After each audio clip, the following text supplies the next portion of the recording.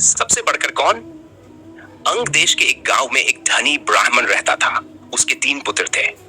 एक बार ब्राह्मण ने एक यज्ञ करना चाहा। उसके लिए एक कछुए की जरूरत हुई।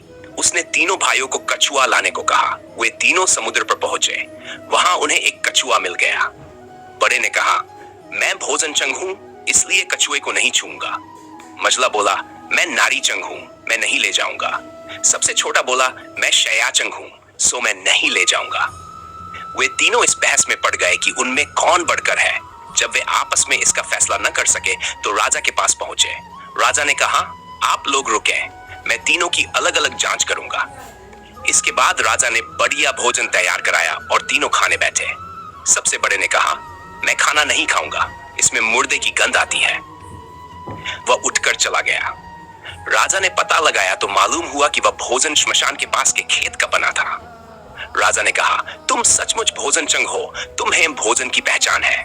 रात के समय राजा ने एक सुंदर वेश्या को मजले भाई के पास भेजा।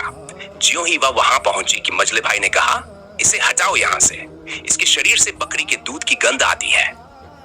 राजा ने यह सुनकर पता लगाया तो मालूम हुआ कि वह वेश्या बचपन में बकरी के दूध पर पली थी। राजा बड़ा खुश हुआ और बोला, तुम सचमुच नारी चंग हो। इसके बाद उसने तीसरे भाई को सोने के लिए 7 गद्दों का पलंग दिया। जैसे ही वह उस पर लेटा कि एकदम चीखकर उठ बैठा। लोगों ने देखा उसकी पीठ पर एक लाल रेखा खींची थी। राजा को खबर मिली तो उसने बिछौने को दिखवाया। 7 गद्दों के नीचे उसमें एक बाल निकला। उसी से उसकी पीठ पर लाल लकीर हो गई थी। राजा को बड़ा आश्चर्य हुआ। उसने तीनों को 1-1 लाख अशर्फियां दी। अब वे तीनों कछुए को ले जाना भूल गए और वहीं आनंद से रहने लगे। इतना कहकर बेताल बोला, हे राजा, तुम बताओ उन तीनों में से बढ़कर कौन था? राजा ने कहा, मेरे विचार से सबसे बढ़कर शयाचंग था, क्योंकि उसकी पीठ पर बाल का निशान दिखाई दिया और ढूंढने पर बिस्तर में बाल पाया भी गया। बाकी 2 के बारे में तो यह कहा जा सकता है कि उन्होंने किसी से पूछकर जान लिया होगा।